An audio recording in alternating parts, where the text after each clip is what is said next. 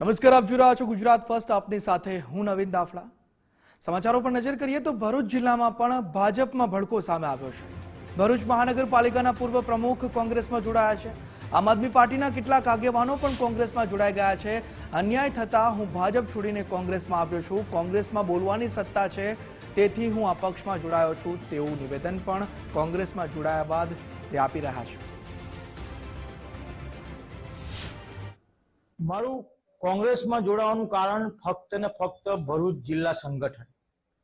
ભરૂચ જિલ્લા સંગઠનની અંદર જે ઉસાતીસી થઈ છે, વાલા દવાલાની નીતિ થઈ છે, સારા કરતા આપણા કોણ ને કાર્યગર કરતા કારીગર કોણ એમાં રસ હોય છે. તેના કારણે ભારતીય જનતા પાર્ટી છોડીને કોંગ્રેસમાં જોડાવાનું કારણ છે.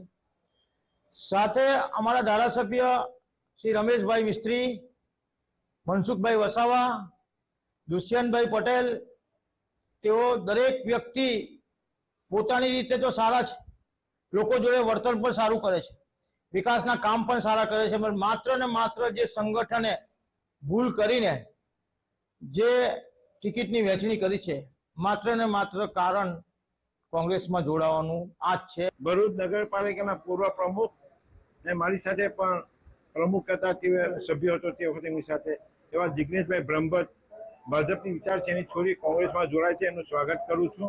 સાથે સાથે ભાવેશભાઈ નાયક આપમાંથી જોડાય છે, બીજા અન્ય કાર્યકરો પણ જોડાય છે.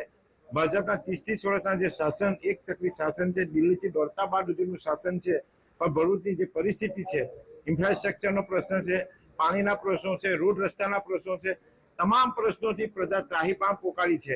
ને આવનાર નગરપાલિકાની પ્રજાની લોકો ભાજપના ભ્રષ્ટાચારથી અને ભાજપના વ્યવહારથી કંટાળીને કોંગ્રેસનું માણસ બનાવીને બેઠી છે.